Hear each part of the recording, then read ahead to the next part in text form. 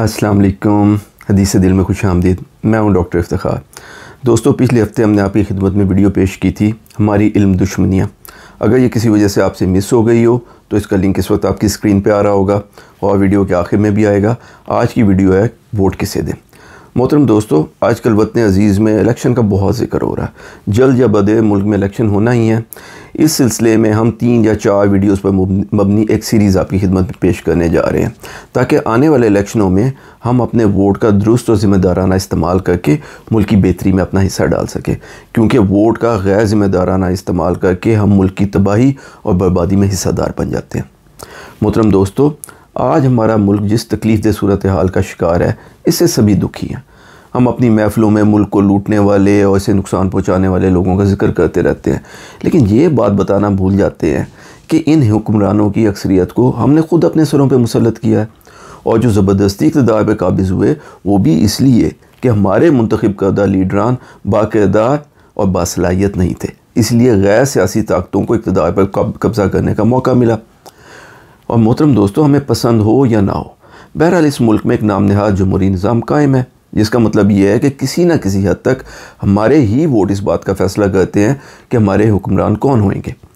निज़ाम की बाकी सारी ख़राबियाँ अपनी जगह पे, लेकिन अवाम को भी जब इलेक्शन की सूरत में अपनी राय देखने का मौका मिलता है तो हमारा वोटर ईमानदारी, खलूस और नेक नियति से मुल्क और कौम के मफाद को तरजीह देने की बजाय वोट के इस्तेमाल में नहायत बेहतियाती, बल्कि अक्सर तो खुली बेईमानी और बदनीयती का मुजाहरा करता है। आप देखेंगे कि हमारे अक्सर लोग वोट का फ़ैसला सोच समझदारी, अहलियत और कौमी मफाद की बजाय किसी छोटे से ज़ाती मफाद या फिर किसी तंग नज़री या असबियत की बुनियाद पर करेंगे। अपना कीमती वोट किसी को सिर्फ इसलिए दे देंगे कि वो हमारी बरादरी का है या हमारा रिश्तेदार है, कोई ख़ास ज़बान बोलता है या किसी ख़ास इलाके या सूबे से उसका ताल्लुक़ है, लोकल है या फिर महाजर है, या फिर किसी ख़ास ग्रुप, जमात, पार्टी या मसलक से उसका ताल्लुक़ है। और इस बात को बिल्कुल नज़रअंदाज कर देते हैं कि वो पक्का मुनाफिक और झूठा है, बल्कि सीधा सीधा क्रिमिनल यानी जराइम पेशा है, अपने मामलात में बेईमान और बेतबार है, जो बाजी में अपने मौसनों की पीठ में चुरा घूम चुका है और जिस ओहदे के लिए उसे मुंतखब किया जा रहा है उसमें ना तो उसकी कोई अहलियत है, ना तालीम और तरबियत, ना ही काबिलियत। अब अगर ऐसा शख्स हमारे ही वोटों से मुंतखब होकर लूट मार का बाज़ार गर्म कर दे, मुल्क की मईशत, कारोबार और अमन व अमान को तबाह कर दे, हमारी ज़िंदगियों पे को हम ही पे तंग कर दे, तो भला इसकी ज़िम्मेदारी हमारे अलावा और किस पर आती है?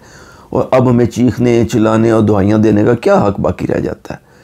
इसलिए दोस्तों, अगर हम अपने मुस्तकबिल को ख़ुद अपने ही हाथों बर्बाद करके और ख़ुद को और अपनी अगली नस्लों को गैर ज़िम्मेदार, करप्ट, क्रिमिनल और नाअहल हुक्मरानों के हवाले नहीं करना चाहते तो हमें अपने वोट का इस्तेमाल नहायत ज़िम्मेदारी से करने की ज़रूरत है।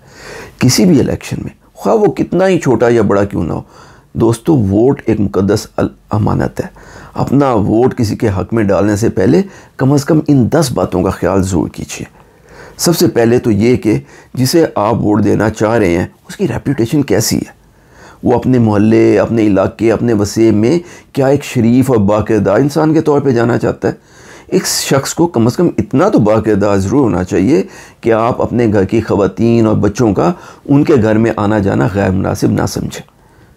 इसीलिए मोहल्ले का कोई बदमाश, ज़ानी, शराबी और बदकार आपके वोट का मुस्तहिक नहीं हो सकता। दूसरे नंबर पर यह देखें कि वो शख्स अपने माली मामलात में कैसा है। क्या वो एक दयानतदार और ईमानतदार शख्स के तौर पे जाना जाता है? क्या ख़ुद आप अपना 1 लाख या 2 लाख का सरमाया उसे कर्ज़ पे देने को तैयार हो जाएंगे? क्योंकि अगर आप अपने 2 लाख का रिस्क उसके साथ नहीं लेना चाहते तो खरबों रुपए का कौमी ख़जाना उसके हवाले कैसे किया जा सकता है? तीसरे नंबर पे ये देखिए कि क्या वो शख्स काबिल भरोसा है और अपने वादों का पास रखता है या नहीं।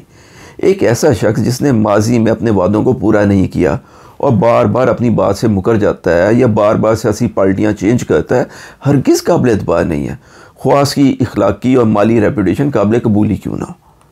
नंबर 4 ये है कि उस शख्स को भी कभी वोट ना दें कि जिसकी जायदाद, कारोबारी मफाद और औलाद मुल्क से बाहर हो। याद रखिए, इस शख्स को पाकिस्तान से ना कोई हमदर्दी है और ना ही कोई दिलचस्पी, इसीलिए उसने अपनी तमाम कीमती चीज़ें यानी औलाद, जायदाद और कारोबार को मुल्क से बाहर रखा हुआ है। ऐसे लोग इस मुल्क में सिर्फ सियासत का खेल खेलने आते हैं और अपना दिल बहलाने के लिए आते हैं। उनको मालूम है कि अगर कल इस मुल्क को कुछ हो गया तो उनको फिक्र करने की कोई ज़रूरत नहीं है, वो अगली फ़्लाइट का टिकट कटा के अपने असली मुल्क चले जाएंगे और हमें यही रोता पीटता छोड़ जाएंगे, जैसा कि आज तक होता रहा है।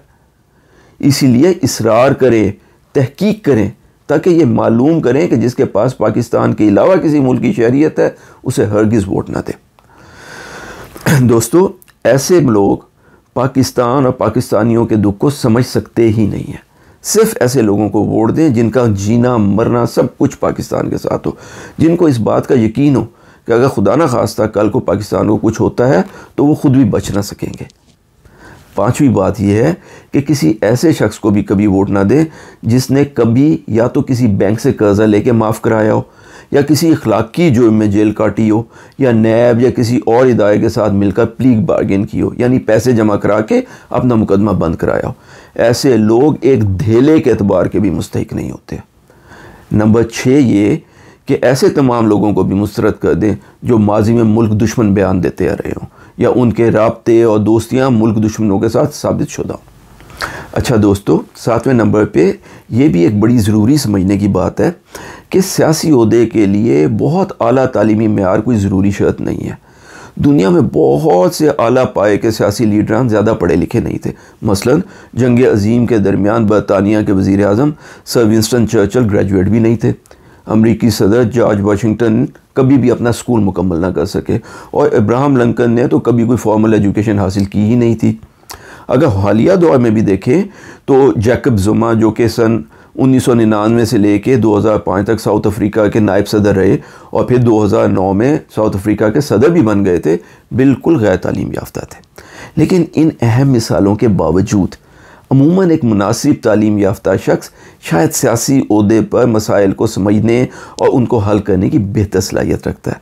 इसलिए जिसको आप वोट दे रहे हों उसकी तालीमी इस्तेदाद और उसकी काबिलियत का भी ख्याल रख लीजिए, और अगर आपका पसंदीदा उम्मीदवार तालीमी काबिलियत में बेहतर है तो ये यकीनन उसका एक प्लस पॉइंट है। नंबर 8 पर आदि लोटों से हमेशा परहेज़ करें। ये मौका परस्त, हरी चुग और फसली बटेरे हैं जो हमेशा अपने छोटे छोटे मफादात को बड़े बड़े कौमी मफादात पर तरजीह देंगे, और ये हरगिज़ काबिल एतबार नहीं होते।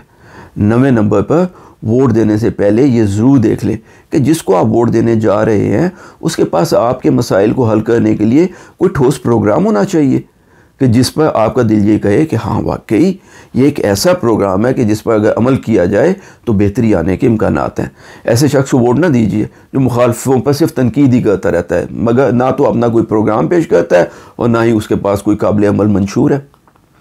10वीं और आखिरी लेकिन बहुत अहम बात दोस्तों ये है कि तमाम तरक्की याफ्ता माशरों में इलाके के अक्सर मसाइल लोकल गवर्नमेंट्स यानी यूनियन कौंसल, तहसील और डिस्ट्रिक्ट नाजिम वगैरह की सतह पर हल कर लिए जाते हैं।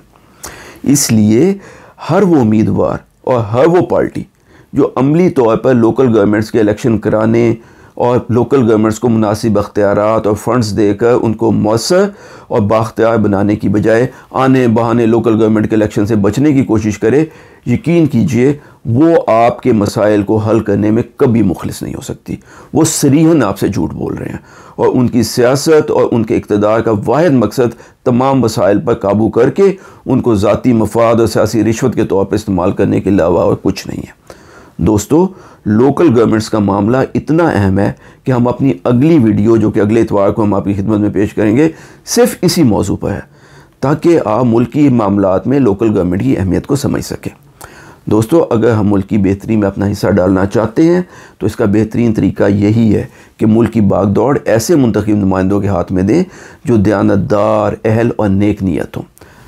दोस्तों, अगर हम खुद वोट की अमानत में बददयानती और बेपरवाही करेंगे तो अपनी तबाही के भी हम खुद ही ज़िम्मेदार होंगे। आखिर में एक और बात याद रखिए कि अगर किसी इलेक्शन में तमाम उम्मीदवारों में से कोई भी इन 10 शराइत पे पूरा ना उतरता हो तो भी वोट ज़ाय हरगिज़ ना कीजिए, बल्कि उस उम्मीदवार को वोट डालिए जो इन शराइत के करीब तरीन हो। अगर आप अपना वोट नहीं डालेंगे तो इस बात का शदीद खदशा है कि सबसे ज़्यादा गैर मुनासिब, बददयानत, बदनीयत, बेईमान और नाअहल शख्स आप पर मुसल्लत हो जाएगा। देखिए, फैसला अब आपका है। आज भी हम अपने ही किए हुए फ़ैसलों की सज़ा भुगत रहे हैं और आइंदा भी हमने अपने फ़ैसलों के नताइज को भुगतना है। दोस्तों, हमारी अगली वीडियो जैसा कि मैंने बताया है अगले इतवार को लोकल गवर्नमेंट्स के बारे में होगी। ये इस वीडियो से मुंसलिक है और बहुत ज़रूरी है कि हम लोकल गवर्नमेंट्स के बारे में समझें, इसलिए ये वीडियो ज़रूर देखिएगा।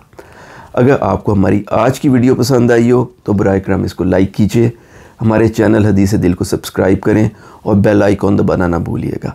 अपने और अपने आसपास के तमाम लोगों का ज़िम्मेदारी के साथ बहुत ख्याल रखिए। अल्लाह हम सब का हामी और नासिर हो। अस्सलामु अलैकुम व रहमतुल्लाहि व बरकातुहू।